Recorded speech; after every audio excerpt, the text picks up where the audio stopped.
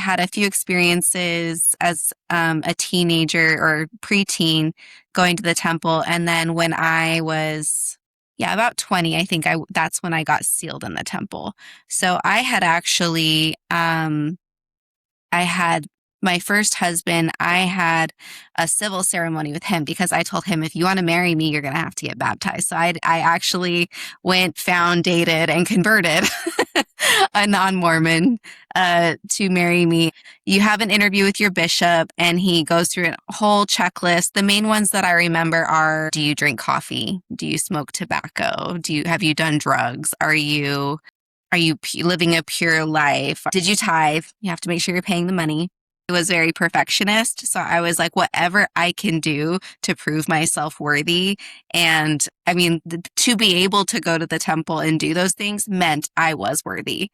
And it was just like, this is my opportunity to be to be as perfect as I can be and to really please God. Going through the endowment ceremony, I would say the whole thing kind of surprised me. I was not prepared with the clothing that we put on. Part of the dialogue that's put in that's not found in the Bible is you learn specific, special, secret handshakes.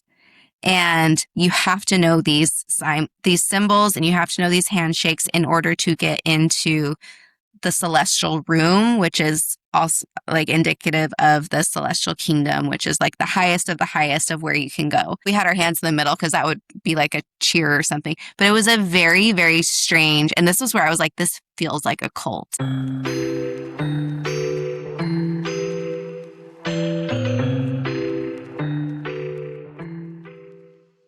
I know growing up LDS that the LDS temple was the climax of Mormonism. That was the end all be all. That's what you work toward your whole life to be able to go there. And so in your upbringing, obviously you went to the temple. What were you told it would be like? And when you went there, did it meet those expectations? Yeah. So when I was growing up, once I turned 12, I was able to go into parts of the temple for doing baptisms for the dead. And then I'm the oldest of 5 kids, and my younger 2 are adopted. So I also got to go in for the sealing ceremony twice as a young person with them. I think I was 10 and 12 years old, or 10 and 13 years old, for those sealing ceremonies with my adopted siblings. But I was just always told it's white, it's heaven on earth. And there wasn't a whole lot of description other than that. So from there, it was just my child imagination of what do I think heaven would be like? And that's what it is on earth. So the temple actually kind of shaped my idea of heaven. And then I just thought, oh, it's going to be nice. It's going to be peaceful. I don't think I had a whole lot of expectation other than that.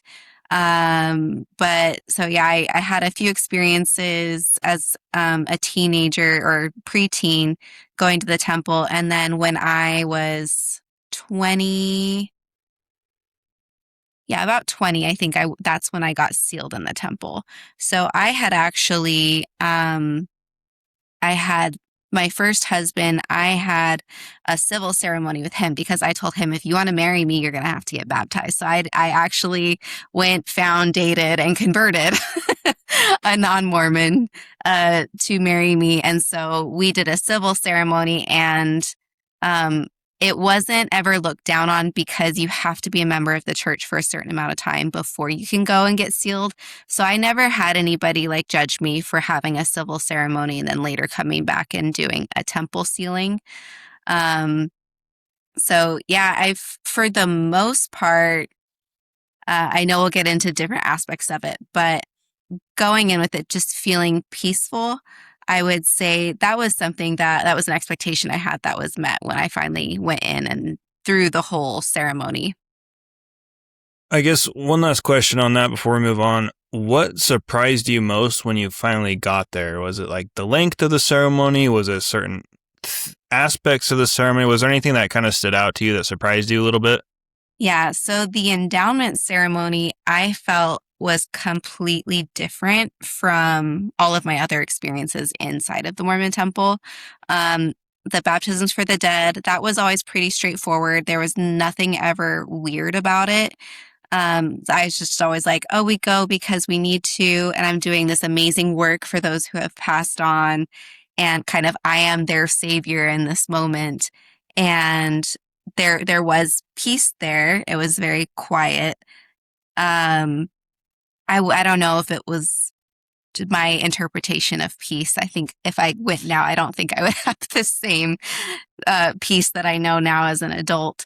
But going through the endowment ceremony, I would say like the whole thing kind of surprised me. I was not prepared with the clothing that we put on and the whole like almost it's almost like you're a part of this whole story as it's unfolding through the ceremony. And I was not prepared for that. I thought it was really weird. And I think my mom had told me beforehand, like, it's really weird the first time and you just get used to it the more that you go. And I had this weird, I was always like the very goody goody girl, like very proud to be Mormon and very like, I will hold everyone accountable to Mormon standards because I hold myself to that. And that's what God is holding us all to. So that's my job, is to make sure everyone is doing what they should be doing as a Mormon. But I also had this part of me that was kind of like, if there was something that I thought, I want to do this a little different, but it didn't like directly conflict with the Mormon standards, I almost like took pride in like, I'm a little bit of a rebel, although not fully. So I almost was like, oh yeah, I thought it was weird. And that was kind of like that's my personal piece of that. But I was also like, oh, but my now ex-husband, I was like, he didn't think it was weird. I mean, he never told me anything was weird about it, which I don't know how he didn't think it was bizarre. But Yeah. yeah, the whole unfolding of the story and the clothing that we had to wear in there was very strange to me. Yeah. And we'll kind of get into that. And I find it interesting because, somebody watching this that maybe isn't LDS or even familiar with LDS would be like, how is it you were raised LDS, but these things still affected you? Like, what? Like, this is weird. Like, this is different, or, this is surprising. I didn't think this was going to happen. And the reason for that is because there's so much secrecy around these endowments. Like, you don't talk about what happens in the temple. In fact, it's like whatever happens in the temple stays in the temple. Yeah, because it's sacred. Yeah. Yeah, it's sacred. And they would be like, well, it's not, because you'd say, well, it's secret. It's like a secret ceremony, but they would say it's a sacred ceremony, you know? And so even us as LDS practitioners, if you don't get to that level, you're never going to know what actually goes on in there. Like, I was never married in the temple, and to this day, I don't really even know what goes on in there, but my parents, my parents' parents, my parents' parents' parents, they all, because I come from pioneer heritage, which they traveled across the desert in handcarts and established Utah, Pleasant Grove, Lehigh. Mm-hmm. And to this day, like, I don't even really know what goes on in the temple. So that's why I was interested in interviewing you. So I'm like, oh, she'll probably actually talk about it. So I'll finally know what goes on in the temple. And so I'm learning about it for the first time too. And so that's why if any viewers are listening to this and they're like, well, how can you be in a religion and not even know what's going on with it? Because it's a sacred secret, You have to prove yourself worthy to be exposed to the sacredness. Yeah. You can't handle the sacredness until you check off all the boxes in Mormonism. And then maybe, I guess we could just kind of dive into it. What were some of the rituals that you did? So you did baptisms for the dead, which I actually did that once. And after that, I was just like, this is really weird. Like, I don't want to ever come back here again, because I got baptized in a bunch of Hispanic names. And so I wasn't even understanding what was happening and who are these people? What? And it happened so fast because it was just six names, right? So you're standing in the pool. Mm-hmm. And then they're just like, they say a name, I baptize you in the name of the Father, the name of the Son, the name of the Holy Spirit. Dish. Read off another name. I baptize you in the name of the Father, the name of the Son, the name of the Holy Spirit. Dish. Read off another name. Baptize you in the name of the Father. I was like, yeah. Just constant. Constant, yeah. And so kind of walk us through, what was your experience with it? Yeah, I mean, I was just like, oh, I'm part of something so big and I'm basically saving these people. So I kind of had that savior complex that I feel like a lot of Mormons get, but it's probably a personality thing. And it's funny, you said you're the youngest of your siblings. I'm the oldest of my siblings, so I think that probably plays a part too. That's And fair. how I was just like I was very perfectionist, so I was like whatever I can do to prove myself worthy. And I mean, to be able to go to the temple and do those things meant I was worthy.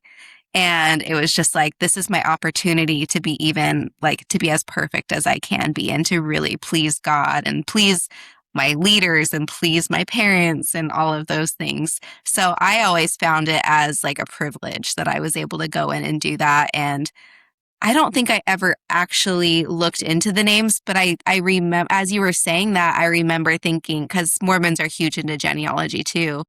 And so I don't know if I ever like tried to look into like let me remember try and remember some names. And I think I tried to like find out about those people that I was being baptized for. And I was like, I have such a connection with these people now, Whether they like it or not. I mean, whether they like it or not. they're gone. They can't exactly protest about it Yep, because they're all dead. That's the whole point. exactly. And it's just so wild to think about, because I mean, I'm not, this is not the place to get into like LDS theology by any means, but I'm sure somebody watching this is like, wait, baptisms for dead people? I mean, just Google it, go down the rabbit hole, have fun. Yeah. Um, and let's kind of get into, so temple sealing. This is kind of the one thing I never really did, obviously. I never went to the celestial room. I never got sealed, never did the endowments, that kind of thing. So walk us through the process of, okay, because obviously there is the endowment, right? You made it, right? We're going to Mhm. do this ceremony. There's the sealing, but tell us what's required to even get there, because I mean that's part of the deal too. Is we got to prove ourselves in the Mormon eyes, and then we got to finally go to the temple and then do the ceremony. So I guess in two parts. The first part, walk us through what we have to do, and then walk us through the actual ceremony. Okay. So, just for transparency's sake, this is my memory. So this is all coming from my perspective. So Your I'm sure there's going disclaimer. to be, yeah, my disclaimer. This is my perspective.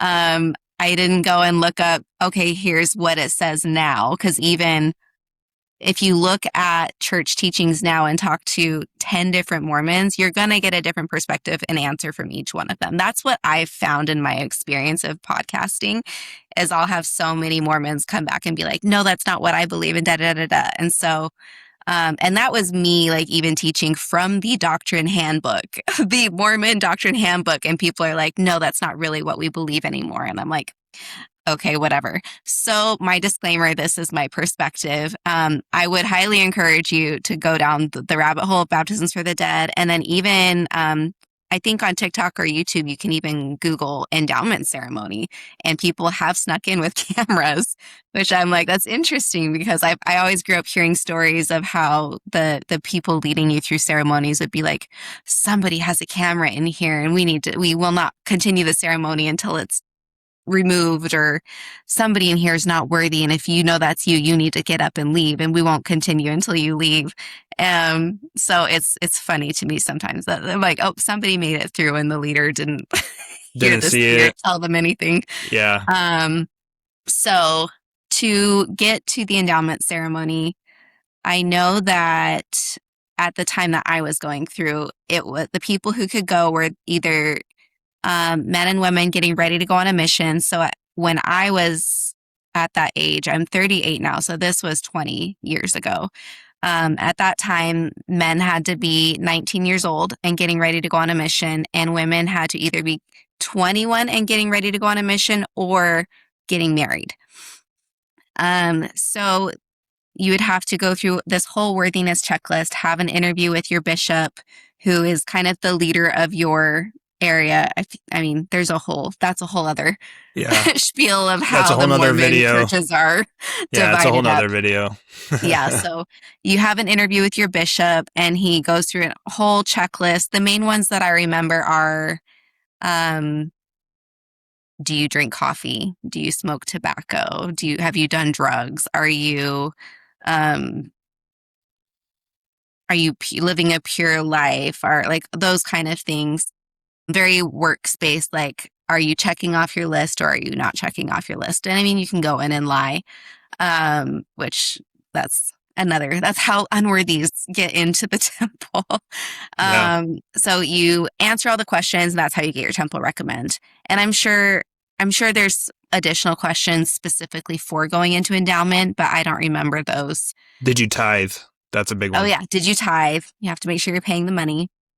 Um, and then so then you get to the temple. Well, I think you go and buy, because you're going to wear something called garments, which is basically a holy underwear that covers specific parts of your body and has specific symbols on them, which is all tied back to masonry. So you're going to buy your garments beforehand, but you don't put them on until after the ceremony, because you have to complete the ceremony to be worthy to put on the garments. Right. Get your temple clothing. It has to be all white. It has to meet certain modesty standards. And then you get your little pack of the endowment ceremony, the extra clothing, which that was the stuff that I thought was odd. And so when you get into the ceremony, I went to the Salt Lake City Temple. That was my first endowment ceremony. And at that time, they were doing like a whole live play of Adam and Eve. And now they do it, they just show a video. I've heard that they've kind of changed things since I went in. And certain locations would do video and some would just do the actors. And so it would be the story of Genesis 1. It would be like kind of walking you through the creation, walking you through Adam and Eve, the serpent coming and deceiving Eve to eat the apple, and then God coming out and saying whatever he says. And then I really wish I remembered better. I think there is even extra dialogue like between Satan and God or Jesus or whoever, because I think God the Father and Jesus were both separate there, because Yeah. the Mormons believe that they're separate beings. So it was like that Genesis 1 and then additional dialogue, which is whatever revelation came from Mormon leaders throughout the years. Yeah. And so as you're going through that story, in this special pack of clothing is an apron that both the man and the woman put on at that point of the story where God is clothing them with the leaves. And there was like there was headwear, which was it was so ugly. Doesn't it look like a Awkward. chef hat or something like Yeah, that? the man's looks like a chef hat. I think the woman's is more of a Like a bonnet veil. kind of a thing, a veil, yeah. Like a handkerchief of sorts. Yeah, it like ties like this and then it like flows back. Okay. And I don't remember what the significance of that was or at what point in the ceremony that is put on. But you're going through that whole creation story. And part of the dialogue that's put in that's not found in the Bible is you learn specific, special, secret handshakes. And you have to know these symbols, and you have to know these handshakes in order to get into the celestial room, which is also like indicative of the celestial kingdom, which is like the highest of where you can go. So this whole thing is a story basically of Adam and Eve all the way to when we die and go into the celestial kingdom at the end of our lives. And what the expectation is that you're learning this here so that you know it after you die. So if you don't get into the temple and go through this process here on earth, you're not going to know it to be able to get into heaven after. So it's all very necessary. Because once when you're in the pearly gates and that hand comes through the curtain, you're going to need to know what the handshake is and the different symbols and names and everything are. Exactly, which all the symbols and the handshakes go back to masonry. Yeah. So that's where all of the temple ceremonies come from, the Masons.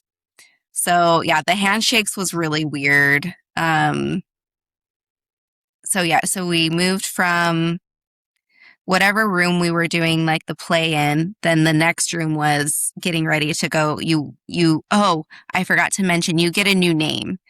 And it was funny because, so I grew up on Jane Austen, and Pride and Prejudice was one of my favorite books and movies. And my new name was Lydia. And I was like, I don't know how to feel about this because she's not a great character. She's actually Lydia, I knew. She's kind of the worst. She's kind of the worst. So I was like, oh man, that's not a great name to have. I don't know if I like that.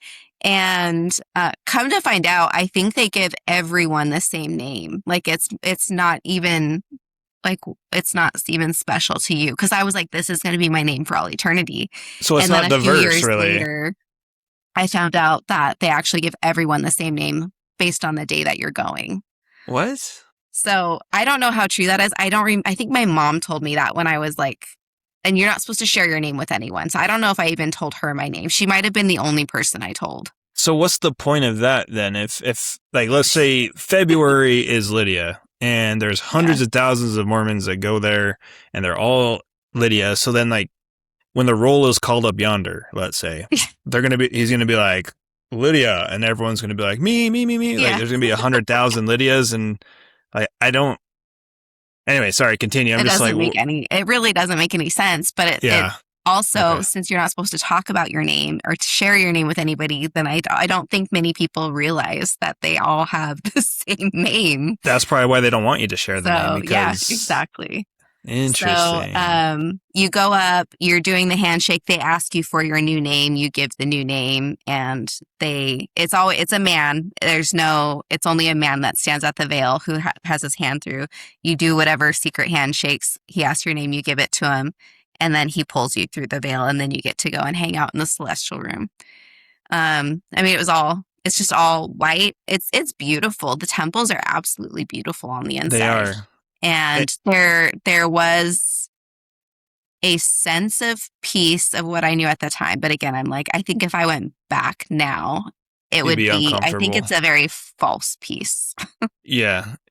Well, and I think part of it too is they build you up so much for this moment to where you almost feel like you can't feel anything but peace. Like, because they have songs about it. Everyone talks about it. Like when you're young, especially I think, females too, when they're growing up, their whole purpose is to get married in the temple, right? That's how you know you made it. And so naturally it's like you finally made it. How can you not feel that peace? So it's almost like a self-fulfilling prophecy. It's not real peace. It's just you're finally making. That was your expectation. You created that reality for yourself. Exactly. And so is it just you in this room with this curtain and this guy with the hand? No, it's everybody. So there's multiple people getting married. So this is the endowment session. This is completely separate from the sealing. This isn't the marriage thing. No, this is just the endowment, which you go through before you get sealed, because you have to be able to wear your garments when you're going for the sealing. And there's multiple people getting endowed in this room. And then I would say there was probably 30 to 50 in my group. So they're all just sitting there. And they're just watching you go up, and you're just doing the thing. And then I want to say there's 5 people at a time going through. So there's 5 different men on the other side of the veil pulling people through. So it's just very like assembly line. Like, okay, that's the next line that I'm in. That's the next line that I'm going to go in. Interesting. So yeah, it's just get everyone through. Like, let's speed this up here. Point, I'm thinking, even before we got to that part, there was the room before that at the end, they call the men and women who want to pray to come up, and we all stood in a big circle with our hand on the shoulder of the person in front of us. And I want to say, was that it? I don't think that. Now I'm like, I don't know if we had our hands in the middle, because that would be like a cheer or something. But it was a very, very strange. And this was where I was like, this feels like a cult. It's just the way that they had us all standing to pray. And it was voluntary, but I was like, of course I'm going to go. I'm not going to say no to that. And I don't remember the words that were said. But also, I do want to point out the words change. Like, I know that the words used now are different than when I went through. And I know the words when I went through are different from even 10 years before that. I'm sure. So they cut out a lot of the, basically, like, there's like pantomiming of like slitting your throat if you reveal anything that happened or share anything that was sacred. And so I know I didn't listen to and repeat those things. I found out about them later on when I left the Mormon church, but I've heard that they've cut out even more that can like cause division between Mormons and Christianity because they're trying to become more Christian. Yeah. So I know that they're always changing their verbiage depending on how they want it to be perceived. And I think the more people that left the church, they're like, hey, we got to change something. Yeah. They're getting turned off. Yeah, because stuff's getting out and people are Yeah. not liking what they're hearing. Yeah. Yeah. So this is the endowment ceremony, meaning this is like the beginning. Like if you don't pass through this, you can't get your garments, and then you need the garments in order to be sealed to your spouse. Mm-hmm. Is that the process? Yeah. Okay, so once you're through the veil, then take us through what happens.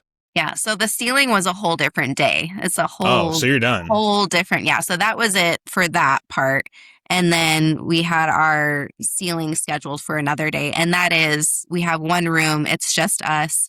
Only temple worthy members can go in with us. So if we had anybody invited who was not Mormon or who was not worthy or wasn't old enough, because you're only if you're a child of that family, like me being sealed to my adopted siblings, that was the only way I was able to be in there sooner. But like my niece wouldn't have been able to come to my sealing because she wasn't my child, like being sealed to me. Oh, okay. So it's not really like, because she could be LDS, but she's not sealed to you. Therefore, she has no business. She hasn't received her endowment. There's no reason, like she can't be in there. Because I never went to any of my siblings sealing, or like whenever there was a Mormon wedding, there was always a reception, right? Yeah. There's always, like, if you're watching this, you're not familiar with Mormonism, community, theology, whatever, there's always a reception for a wedding, but there's never an actual ceremony because the ceremony is done in secret in the temple. So all my LDS siblings, I've never watched them get married ever. Yeah. I went to the reception after, but I never actually watched them get married. Yeah, because your parents were sealed, and so that covered you in that family. Yeah. So when your brother or sister and their spouse are getting sealed, like you don't have a connection to that, so there's no reason for you to be there. Right. So we had but you can have friends or whoever isn't able to be in the ceremony. They're typically standing outside the temple waiting for you to come out to celebrate with you, and then you head to the reception together. Gotcha.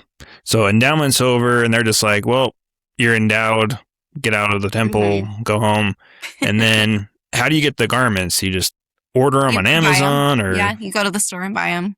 I don't remember what the name of the stores are, but even the garments have changed. They just changed the female garments to be able to wear tank tops. Really? They took the sleeve off of them. Wow. And then, so walk us through, obviously, people who aren't familiar with any of this are probably glued to the screen right now, just like, what is happening? Walk us through, what are the garments, and did they feel intrusive at all? Because that's what I've heard from past LDS practitioners, is they felt very intrusive. Like it almost felt like your body wasn't even yours anymore. Like, was that your similar understanding? Like, walk us through the garments, what they are, and what they kind of meant to you. Yeah. So I never had that thought with the garments, but I wasn't always comfortable in them. I was just like, it's another layer of clothing. And I'm living in, we were in Utah at that time. And then I lived in Texas for years after that, still wearing the garments. And I was like, it's so hot. This is so unfair that I have to have this sticky layer of clothes underneath my clothes. And then it's also, so the pant or the bottoms come down to your knees or just above your knees. And then the tops at that time, I think they had a couple different necklines. There's like a scoop neck and then almost like a princess cut, I think is what it's called. And then they all had a cap sleeve. And then you tuck your top into your bottoms. And so that's like anywhere that your garments are covering, you can't wear clothes that expose them. And then there's symbols on, I want to say it was the left chest area, and then over your navel, and then over both of your knees on the bottoms. And those are the same symbols that you learn in the temple that are connected to masonry. And they had a bunch of different like fabrics that you could choose from. So I chose the one that was like the most spandexy. So I was like, at least I'm not wearing like loose underwear under my clothes to make it even more uncomfortable. But then it Yeah. was really hot. So it was just like very inconvenient, Yeah. especially living in a hotter state. Yeah. So that was always irritating. And it was kind of, I've heard there's the three S's are appropriate excuses to not wear your garments. It's if you're sweating, so like working out, swimming, or having sex. They're like, those are the only three reasons why you shouldn't, like, you're allowed to not wear garments. And so I know a lot of women who just live in workout clothes because they're like, oh, now if I'm wearing workout clothes, and they're like the skimpiest. They found the loophole. They Yeah, found the they found the loophole. loophole. So, quick question before we move on to the garments. Before we move on, we're on the garments. Before we move Yeah. on to the ceiling, two questions actually, now that I think about it. Do you remember what those symbols were and what they represented? And number two, I've heard, and especially being raised LDS, that, you hear stories of like, yeah, I was burned and, the burns only went up to my garments and my garment protected me. Or like I was shot, but my garments like made it bounce off of me and there was a hole in my shirt, but not on my garment, like those kind of things. So it's like a protection mechanism. Yeah. Were you under that impression as well? Yep, I heard those exact same stories. And so, Okay. and that was part of the motivation of I've got to keep them on because you never know when you're going to need protection. just as long as it's not the three S's, you'll be as long protected. as it's not the three S's, hopefully Oh I'm not my- shot at when I'm swimming in my workout clothes. Oh man, that's funny.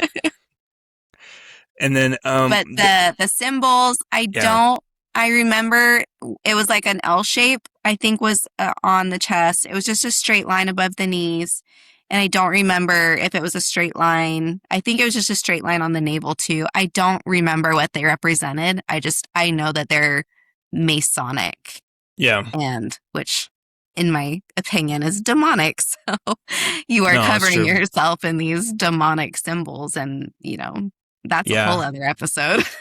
Yeah, actually, I interviewed a Freemason, Ooh. and he walked me through the ceremonies that they would do in the Freemasonic temple, Mhm. and it's pretty similar. I mean, as far as the knocks and handshakes and names and stuff like that, Mhm. pretty similar, honestly. I mean, they don't wear garments or anything, and their getup in their Masonic temple is not the because in the temple, they wear like the chef's hat, the men, right? And then the women wear the veil. And then they Mhm. wear white, almost like jumpsuit looking Yeah. things. And then they Mhm. have like these fake leaf aprons Mhm. that they put on and stuff. So obviously a little bit different when it comes to that. But as far as the actual ceremonies and symbolism, very, very spot on, very similar. It's Mhm. actually pretty fascinating. And then, so we know about the garments now, and obviously those markings had something to do with your endowment ceremony. It was connected to the temple in some way. Then you scheduled the sealing of that, and that basically is your marriage ceremony for those who don't know what a sealing is. So walk us through on that day. Was that day exciting for you? Were you dreading it? Kind of just walk us through your experience there. Yeah, no, I was really excited because that's the epitome of what you are aiming for your entire life. Like as you, especially as a female, you're growing up the whole time and just like, I just need to find my husband and I need to get sealed to him in the temple. And it's almost like I don't even know what comes after that, but that is the thing that you are working your whole life to get to. So I was very, very excited and proud that not only did I get there, but I converted someone to get there with me. Yeah. I was pregnant with their first child at the time too. So I was also excited that we were doing it before he was born so that he would still be born in the covenant. And I don't remember a whole lot about the ceremony itself, except that they had you're kneeling at an altar, and the man who is performing the sealing is standing across from you, and then there's on the mirror, the wall behind you, and the mirror wall in front of you are mirrors. So at one point they say, "Stand up and look in the mirror," and you just see yourself like unending, and they're like, that's you now. You guys are together for all of eternity. And so that's what that represents. So that was like the only thing that really stuck with me from that ceremony. I don't remember words. I don't remember anything Yeah. else. Did Just you have to kneeling wear at the the altar. same? Did you have to wear the same getup as the endowment, or was it just normal clothes, or was It it the was white it was a suits, or wedding what? dress. As long as the wedding dress like met all the standards of modesty, then you could wear just your wedding dress in there. Which And then I didn't wear like the wedding dress that I wore for my civil ceremony. I because I was pregnant, so I couldn't fit in couldn't fit in that anymore. So I got just a nice white dress that fit over my bump, but and not the then weird stuff, not the hats yeah, or anything. you don't want that. Didn't want that. Um, and then the guy's just in the suit, or is he in like a white jumpsuit, or Like a white suit. yeah, white suit? Okay, Yeah. And then you can change when you're leaving if you want yeah. to wear something different to leave the temple And I will say too, the celestial room. I've been in a couple different temples. Obviously, not doing before they were this. Yeah, dedicated. before I was considered unclean to Okay. enter the space. Um, they're actually really cool rooms. Hmm. Like if you've ever gone into, I'm talking to the viewer, if you've ever gone into like an open house, I recommend just going. Hmm. Obviously, the theology is wild. That's a whole nother animal, but the buildings are actually really, really cool and very well done. Hmm. On the outside, it doesn't do it justice. The outside looks terrible or hideous, in my opinion, but the inside's actually really cool. And in the celestial room, that's one thing everybody says is like, you look into those massive, and they're massive mirrors. They're like 40 feet long. They're massive mirrors, and you look into it and you see like 1,000 of you, both back way and front way. Hmm. So that is pretty cool. But obviously, there's a lot of theological implications with their whole marriage ceremony and all that, but not really going to get into that here. I can make other videos about that. I'm trying to think of what else I want to ask when it comes to the sealing. After your sealing, are they just like, okay, you're sealed, you may kiss the bride, or is it just like how does it end, right? Because usually, in a ceremony, you do vows and you do all that stuff in the ring, and is it pretty Hmm. similar to that? And then, Since we were already civilly married, I don't know what it's like when it's the first time because we already had our rings. So I don't know if I would imagine they do a ring exchange there if you need to. They did do like, okay, you may kiss at the end, but I don't remember anything really that stood out to me. is I okay, like, until I started thinking about it, I like didn't remember any of it. yeah. And I do have something that I've been wanting to I've been asking a bunch of, especially the LDS women. So obviously you're familiar with how the sealing works Mm, with women compared to men, right? Men can be sealed to multiple women, but women can only be sealed to one man. To my knowledge, that hasn't changed. no. Yeah, I don't think it's changed.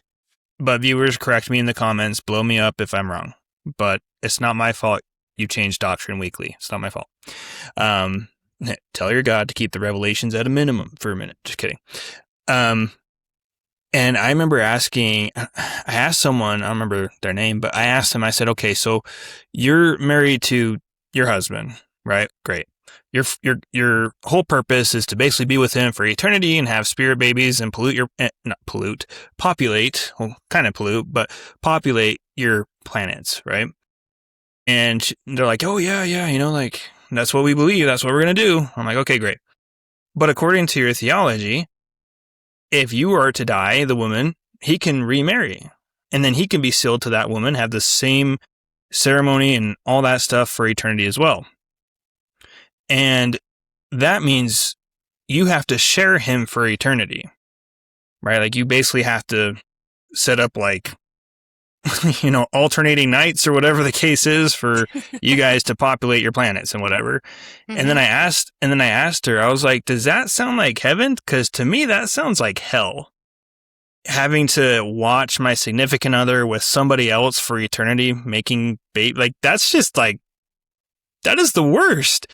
And Hmm. then I saw like their brain kind of turning a little bit, and they were just like, but then they snap back into it, like into the thought stopping mechanisms, and they're like, well, I would just ask God to give me the strength to overcome. Hmm. And then I was like, okay. Okay. But I mean, it is a very patriarchal thing, right? Like Yeah. women, like what's your thoughts on that? Let me have you speak to that. What are your thoughts on the role of women in the LDS Church? Oh, yeah. As far as the role, I mean, that's what you're groomed for from a child is that you raise a family that serves the Mormon God. And, the end goal is to have your own planet and have your like you said, like we become God of our own planet. I remember even telling my mom one time, I'm gonna make it like half Lord of the Rings and half Harry Potter. And she was just like, that is so bizarre. But it was like that. I'm like, that's what makes sense to me. Like my life here is about preparing for that. And so part of that is like, what do I want it to look like? What kind of things do I want to have? I want elves Yeah. and dwarves, Yeah. hobbits. You're taking the fun out of it, Mom. Like, Yeah, exactly. And so, and my mom was a convert. So sometimes I wonder if she's still a member of the church. So sometimes I do wonder if like my question, me just like my childlike belief in it, I wonder if that ever made her question the doctrine that I was speaking to. it had But to have. I feel like it had to have, or the common responses that I would have, and I feel like a lot of Mormons have it, is it's just not something I'm meant to understand in this life. I'll understand it after this. And so as far as the polygamy aspect goes, I think part of me just didn't even like fully comprehend it as a child growing up. Like I knew it, but it was kind of like, oh, okay, that's a rule, that's a law, whatever. And then as I got older, I was kind of like, well, my husband's not going to marry anybody else. Like, you can't even, because it's not allowed here. Like, we're not part of that sect of Mormonism that practices polygamy. So it was kind of like, oh, since we're not going to do it here, like, it's not going to happen there. And like you said, I think the most common instance of that happening in these days would be like one of the wife passes away, so the man remarries. And so I think thinking of that situation, it's like, well, why? Well, of course, I'm not going to be mad at him for doing that. And, maybe we'll be friends, we'll be besties, and it'll be great. But I never, like, I don't think I ever took it all the way to populating the planet with Like, really another. thinking it through. Yeah, I don't think that I ever really fully thought it through because it wasn't a topic that was brought up in discussion much. It was just kind of like, yeah, it's one of those things that sits back there that I don't have to really think about. But I do Yeah. agree, it's a celestial law that it's going to be there. But I always thought, well, I guess if my husband died and I had to get remarried, like I would have to figure out which one would I want to be sealed to for the rest of my life. But Which, do you have a that choice in that though, or is it Mhm. You you can you you can can choose choose? to divorce, do a temple divorce. I don't know what all goes into that because it does have to go. I think it has to be passed off by the first presidency to cancel a sealing, but you can do a eternal divorce to be sealed to somebody else. What? That just Yeah, wrecked my brain. How does that even? Wow. Okay. Well, that's new. I yeah. did not even think about that. Hmm. Dang. And in your mind now, because you said, well, we're not part of that sect that practices polygamy. But if you actually look at those sects that practice polygamy, they're technically more Mormon than Hmm. the Mormons, Yeah, right? I agree because they're holding to those Orthodox original teachings from Joseph Smith and Brigham Young, and instead of going by culture. Yeah. And it's funny how the revelations change by what's going on in culture with Man, mainstream Mormonism. I'll tell you what, like their God is in with the times. I mean, the LDS more like the LDS mainstream. I mean, their God he's on the pop culture. He's on the he's on the new trends. I mean, Uh-huh. he's on top of it. I mean, he's awake. He's woke. He's Yeah. awake. And it's funny too, when I was doing some research for my Word of Wisdom episode, uh, I was really because I just grew up with it always being like, that is a very important, that's like one of the most important laws that you can follow as a Mormon because it is so tied to your worthiness and the ability to go Well, to the temple. And I was really surprised to find that when, I don't know if you know this, but like the whole revelation came about because Emma was mad at Joseph's buddies coming over and spitting tobacco on the floor. And she was getting annoyed with them drinking and stuff like that. And so Joseph prayed, received the revelation. We're not supposed to do that. But he continued to drink and like he continued to do all those things. And so it was originally not meant to be such a big law. But as time went on, I feel it became like it was like one of the most important things to me. And I Yeah. was just like almost so like I felt like this offended compassion almost Yeah. for people who were doing those things. And I could not understand why anybody who said they were Mormon would drink or Yeah. smoke or use tobacco or drugs or anything like that. It's basically equivalent to the 10 Commandments. Yeah. Oh, Like, absolutely. thou Like if you shalt do those not things, have you can't go coffee. to the temple, so you can't go to heaven. So you think that that glass of or that bottle of beer is more important than living with God again? Yeah. Or drinking was hot. that important. Yeah, or drinking that hot herbal tea. It's like it's going to be hot where you're going if you keep drinking that tea, It's Yeah. I asked my pretty mom, wild. can I drink green tea? Is that allowed? And she was just like, I mean, some people think it is and some people don't. And I'm like, this is a really big deal. Like, how do we not have clarity around this? Or hot chocolate? Like, what is a hot drink? And then that's what, like, sweetie, that's why we have the prophets. And it's like, okay, but that would help if they would stop contradicting each other, Uh-huh. But yeah. So let me ask you this, because we're already at 45 minutes. I don't want to take too much more of your time. What was it that finally, so you were in 26 years, you were heavily invested. I mean, tithing, word of wisdom, doing everything, endowment, garments, you name it, you did it. What was it then that finally just made you like wake up, and not only wake up, but you're a Christian now, And a lot of times, at least in my family, when my LDS siblings left, which has only been like 1 or 2 out of 9, so I guess a good ratio is still Mormon, but they turn atheist, they hate God, they hate religion, they hate everything about it, which I understand. I'm not judging them. I totally get it, and I understand why. But what was it that woke you up, and then kind of what made you want to become a Christian after that?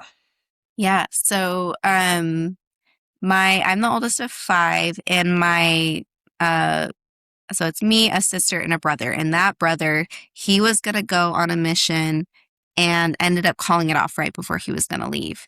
And I had been kind of like secretly having some like questions, but I was like, oh, if I ask those questions, I'm giving a foothold to the devil and he's going to take me down. So I can't ask the questions. And so when he was like, I can't go serve a mission and teach this stuff. I don't believe in it.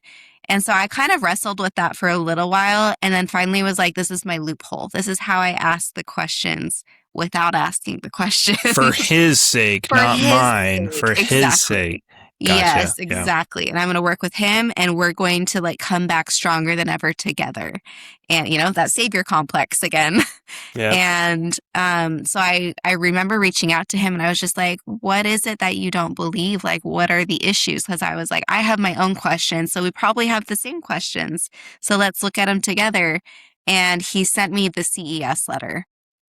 And I remember just I can remember sitting on my couch and like reading it on my phone and just like mind completely blown. And it was this guy just like listed out so many issues in such a respectful way to where he was like, I'm trying to make sense of all of these things that don't make sense so that I can still be Mormon because I do, like, he's basically saying, I believe in the church. I'm trying to make sense of all these things so I can continue. And he never got a response. And so at that, well, I think there's different responses out there at this point from apologists, but I just went through that and I just knew in my soul, I was just like, if the church hasn't put an answer out, there is no answer. This can't make sense. And so for being as invested I was, it's actually surprising how quickly I was able to just say, yeah, I can't be a part of something that is so contradictory. And it just really took me being willing to look at the issues without brushing them under the rug. And I was like, if I can't help my brother make sense of these things, I don't see a way for sense to be made of these things. And so I can't believe in it anymore. And that's truth. I was just interested in the truth more than anything. And so my brother actually has, I want to say he calls himself agnostic. Um, and I agree with you. Like most people will leave the Mormon church and like throw the baby out with the bathwater. Like Jesus is part of, like, it's the Church of Jesus Christ of Latter-day Saints. So how can I continue Yeah. to believe in Jesus? For me, I was very blessed to have an uncle who he and my aunt were both, they met each other at BYU. My uncle played football for them and then went on into the NFL and retired from the NFL and became a pastor. And so I've always had his influence in my life. And I was like, I had gifted him a Book of Mormon with my testimony in it when I was like 9 years old. And I Yeah. was just like, I remember growing up and just being so inspired by everything that he did and said. And I just knew there was something different and special about him and my aunt. And I always sought out their company.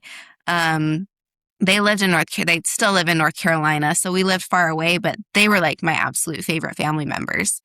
And I remember so many times growing up wondering, if the Mormon church is true, why aren't they Mormons? Like they love Jesus more than anybody else that I have ever met. And I've never heard anyone pray the way that they pray. I've never seen anybody behave the way they behave. Like they were just so authentic and genuine. And that wasn't something that I saw really in the LDS church. And so when I was like, I can't believe in the LDS church anymore, none of the issues were around Jesus or God. And so I was like, I still believe in God. I've had enough experiences in my life to know God is real. And I do still believe in Jesus. I just don't understand how it all fits together anymore. And so I reached out to my aunt and uncle and I just said, I really like your church. And that they church planted in North Carolina. And so I was just like, if there's any way I can be involved from San Antonio, Texas, let me know. And my aunt was like, what's going on? Like, this isn't normal. Yeah. And so I was just like, I read this letter. I have all these issues that I don't think can be resolved. And I've never felt more at peace, which was like a different peace than I would have A real experienced peace. in the temple. Yeah, it was a real peace and just like a very fulfilled, settled feeling in my spirit that I was just like, now I can really find truth and figure out what is real. And I can trust the fact that my gut had so many issues in the Mormon church. And I would just ask a question and it would be like, well, I'm not going to understand that now. There were so many unanswerables. Or And pray so I about it. finally got to that point of, I deserve answers. There should be answers if this is true. Absolutely. So that's, I leaned on my aunt and uncle and they mentored me through kind of finding my way and gave me a lot of different resources. And I think I became more of a culture Christian at that point. I was like, I believe in Jesus, but I don't know that I like fully like surrendered my life to him the way that the Bible calls us to. And that didn't happen until a couple years ago. So I would say I was a culture Christian for about 10 years and then a true Christian for about a year and a half now. Well, it takes time. I mean, Yeah.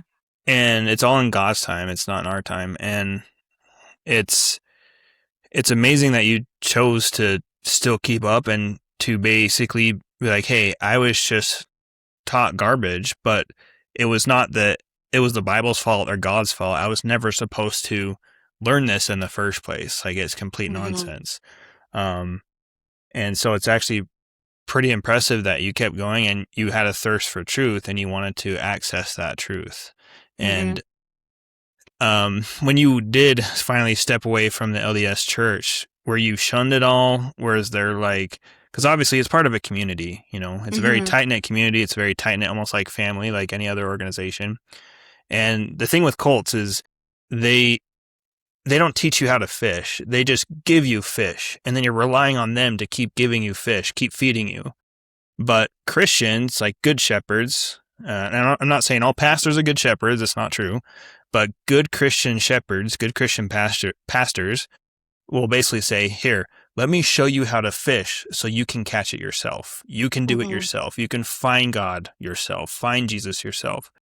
And so when you made that commitment of stepping away from the LDS faith and pursuing truth, did you feel any backlash? Did you feel any, like were you marked in any way in a, a metaphorical sense? Mm-hmm. Yeah. So my, just kind of where I was at that point in my life, I think God probably set it up a little bit that way too. But I had moved around a lot. I was still married to my ex-husband at that time, and we had just moved to San Antonio. So we hadn't really, I think maybe we had gone to the church we were assigned to once. And my ex wasn't even really involved at that point. I was more just kind of trying to carry the family. And so I didn't really have any connections to anybody local at that point, thankfully. So where I was at and living and who I was immediately surrounded by, I didn't have any issues with any of that. And I actually never had a bishop send people to approach me. I don't think I've maybe had one encounter with missionaries in the last 12 years since I left the church. That's And so, impressive. yeah, a lot of, and I don't know what the reason is for that. Like, I feel like that I know people who are like, I have missionaries constantly coming to talk to me, and the bishop sent this person to talk to me, and the Relief Society came over, and da da da da. And I just never had any of that. Everybody seemed to be like, okay, you made up your mind. And so part of me is like, I'm really grateful for that. And the other part is like, do you guys not care about me? Like, did you never love me in the first place? Yeah. But I had a few friends that we just kind of, the communication slowed anyways because we were all living so far apart. I had friends in the Rio Grande Valley, and then I had friends in Montana and friends in Utah. So, and I'm living in San Antonio. So we were all so distant anyways, but any communication that was there definitely slowed down. And I think I only had one friend genuinely reach out to me to be like, let me figure out what's going on here, kind of like I did with my brother, but she wasn't willing to read the document and give the devil that foothold. Oh, yeah, because again, Yeah. I remember I watched so many videos about Jeffrey R. Holland. He would always talk crap on the apostates. He'd always Hmm. say they're liars, or they belong to their father, the devil, right? Yeah. They're just lies. They're spreading misinformation, and he would make Hmm. so many comments about it because in the LDS Church, it is frowned upon to research. It is frowned upon to look at what we would call anti-Mormon literature, which is basically just facts about the LDS Church without the approved narrative or approved revelation that came Hmm. before it. And so that's where it makes it difficult because a lot of times you try and show them things. And I remember when I left the LDS Church, I was sending my family all these different things like the CS letters, all these different things that are actually on their website, just Yeah. kind of hidden in the archives, and Yep. I remember my sister, because I was kind of going a little too crazy. I remember my sister saying, if you send me any more of these, we're done. Like, we're done. And so I had to be like, I didn't take your approach. I was stupid. I didn't take your approach. I was stupid. So lesson learned from me, don't do that. Hmm. But yeah, that's kind of their mentality is it's from Satan, it's from the devil. And not just the LDS do that. The other cult I joined after the LDS did the same thing. They would say it's the tree of knowledge of good and evil. What happened when they ate from the tree of knowledge of good and evil? They died, so all these different organizations, they forbid you from researching it unbiasedly because they're Hmm. afraid of what you're going to find. And they don't want you to find stuff. And so they're just like, you can ask questions as long as they're the approved questions. You can research as long as it's the approved sources. You can make conclusions as long as it's the approved conclusions. Um, but anyway, that's neither here nor there. Is there anything to finish up here? Because it's almost an hour and I don't want to take too much more of your time. I know you're busy and I appreciate you being on here very much. Yeah. It's been very enjoyable. Um, One last question here. If there's any LDS person that's on the fence, right? Because you know how it's like to be on the fence and like, it's just not right, but you still kind of can't separate yourself from it. You just kind of need that little extra oomph to just hop over that fence and just finally walk away and be at peace. You know that feeling Hmm. like that. What would be some advice that you could give them to kind of help them ease into that leap of faith, if you will, to basically step away and do what's right. Yeah, be willing to look at the information to receive truth and do it unbiased. Go in with fresh eyes as if you've never seen it before and really look at the doctrine. Like, look at the basic doctrine that the LDS Church stands on. Don't look at the latest General Conference talk, because actually a lot of the talks will contradict doctrine. You need to look at the foundation of what the Mormon Church stands on and don't make excuses for it. If it doesn't line up with what you think or feel is right, then you need to question it. And that doesn't mean you need to go and question leaders. It doesn't mean you need to go and question your friends or anybody else, but let that question sit in your heart and pray about it. Because even if, like, for me, like, God still heard me when I was Mormon, even though I wasn't talking to the same God who I now talk to. The Mormon God is a very different God than the God of the Bible. And you can find that for yourself just by searching. Like, read the Bible, not just the King James Version, which I know you're now allowed to read other versions than the King James, but utilize known theologians who are well known in the Christian sphere as well. If you truly want to believe that you're a Christian, then rely on them as well, and look at people who are biblically sound to kind of support your journey through that too. And then just compare the Bible to Mormon doctrine and see, does it all line up? And I mean, what I found is that it doesn't. Yeah. And that would be my suggestion too. And I talk about many different Korean cults. I talk about Jehovah's Witnesses. I talk about LDS. I talk about a lot of different organizations on my channel. And that's my thing too, is like, look, I'm not trying to prove it wrong. I'm not trying to prove it right. I mean, do I wish everybody was a Christian and believed in Jesus, God, the Bible? For sure, absolutely. But is that going to be the case? I'm also a realist. I know that's not going to be the case, Mm-hmm. But my suggestion is the same thing. If you are the truth, what is wrong with researching? Because if you're the truth and and the truth is based in facts, it's based in reality. If I research, I have no choice but to come back to this organization, because that is the truth. That is indeed the truth. The facts speak it. The history speaks it. But if and this is the unbiased facts, like, facts don't care about doctrine. Facts don't care about feelings. Facts don't care about theology. Facts are the facts. Mm-hmm. And so if you're in the truth and you research, you should come right back to the place you were. But if it's not, then don't be hurt about it. Don't be mad about it or upset about it. Just be like, oh, I was following something wrong, but now I have time to figure out and find what's right. Because people think doubt is a terrible thing. Oh, I'm doubting. Oh, it means I'm a sinner. I'm not worthy of God and this and that. Doubt is a tool that God has established for us to make sure we're in the truth. Mm-hmm. Sometimes we need to lose faith and we need to dive into the Word, dive into history, dive into God, and then we get built right back up to where we were. But cults fear doubt because they know as soon as they have doubts in these cults, these organizations, and the narrative starts to break, they get terrified because they know for a fact if they're not constantly feeding their congregation and they're constantly giving them information, they're going to find it elsewhere, and they're going to find the actual facts, the untainted, unbiased facts without the narrative that comes before it or after it. Yeah. And that is what terrifies cults. So my advice to people watching this, whether LDS, Whimscog, Shincheonji, Jehovah's Witness, whatever, all the plethora of different, other, I call them cults. You don't have to call them cults, but I kind of call them cults every now and then, is if you are the truth, you should not forbid people to research, because only people who forbid their congregations, their members to research, it means they have something to hide, right? Like if my wife was like, hey, let me have your phone. I'm like, no, and I lock it. Obviously there's something going on there. There's something really wrong going on there. And if you wouldn't allow that in a relationship, why are you allowing that with your faith? Mm-hmm. Why are you allowing that with what you've devoted your life to, your religion?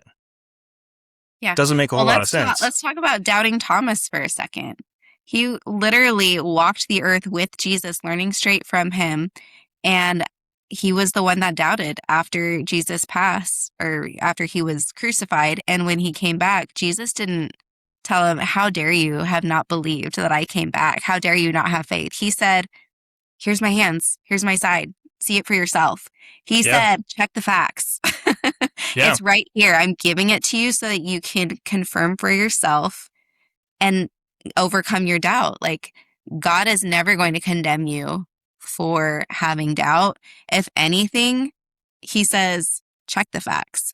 After Jesus was resurrected, there were 500 people who saw him. And then in the New Testament is that they say there were 500 people who saw Jesus risen from the dead. And those 500 people were still alive. And they said that so that people could then go and talk to them and fact check and say, is this true? So yeah, to what you're saying, the Bible and the God of the Bible, the Jesus of the Bible wants you to do your research, to be sure to ask questions, to doubt, so that you can then get your own answers and the testimony for yourself. It's not just, oh, I had a warm, fuzzy feeling inside that it was true. We'll back it up with some facts. Yeah, because feelings change over time. I might like this food this week, but then a year from now, I might hate it. Yeah. Does it mean the food itself changed? No, I changed. So why am I putting my feeling into reality? Why am I putting my feeling into eternity? Yeah. When I change my feelings all the time about people, about places, about food, like it's not a substantial place to put truth. It's not truth. And I mean, the Bible even tells us the heart is deceptive above all. So. Absolutely. The Bible also tells us a couple other things. It says one way seems to be right until it is challenged. And then once it's challenged and it's cross-examined, then you're like, that wasn't the best way. Yeah. Also, in the book of Acts, you had the Berean Jews who they were listening to what Paul said, but they fact-checked every single thing he said to make sure he wasn't joshing them. And it said they were commended for doing so. Not they were frowned upon, kicked out, shunned. Oh, they're not worthy. No, they were commended because they researched everything. They're like, Paul's not making this up. Like, this is legit. Yeah. You know, so, yeah. Are you familiar with J. Warner Wallace with Cold Case Christianity? I'm not, no. Okay, you have to look him up. So just a quick who he is. He was a cold case homicide detective who came from a family who was Mormon, and he was an atheist himself, but he really valued learning from wise people. And so at one point he was like, Jesus was a really wise person. I'm going to read the Bible just to glean the wisdom that I can from him, but I don't think that he was God. And as he started reading, he was like, the New Testament reads like eyewitness statements. So then he started to analyze the Bible the way that he would analyze his cold case homicides. And he was like, okay, I believe in Jesus. So he had a family that was Mormon, and I think it was like half Mormon, half Christian. And so he was simultaneously trying to determine, is Mormonism true or is biblical Christianity true? And so he was like, I couldn't believe in both at the same time because they're opposites. They don't agree with each other. Exactly. And so he became Christian at the same time that he determined that Mormonism was false.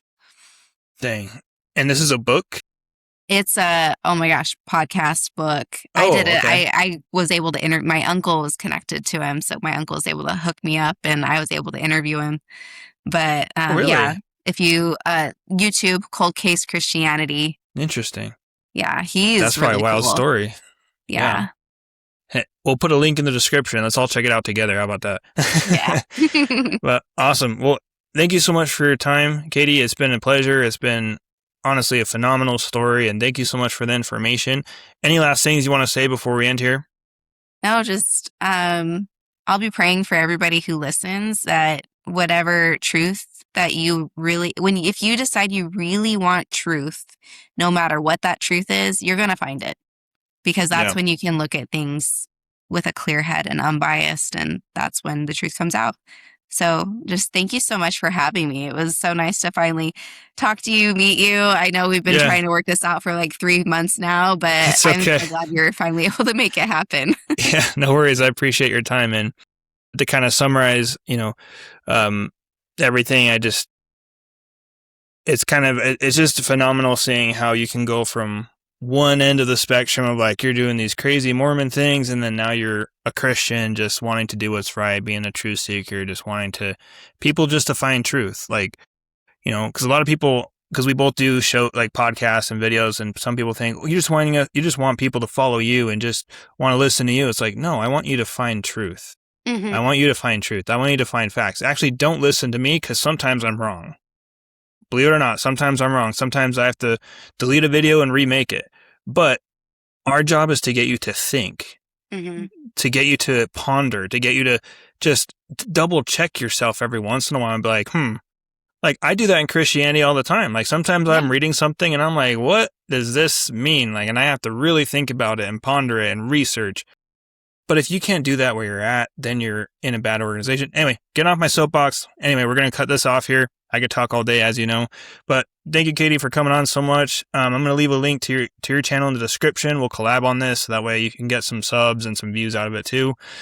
On the screen, guys, you're going to see a recommended video and you see a recommended playlist. Check those out, too. I'm working hard on all these videos. So enjoy them. And thank you, Katie, again. And we'll see you on the next one. God bless. Yeah, thanks, Adam. Bye, everybody.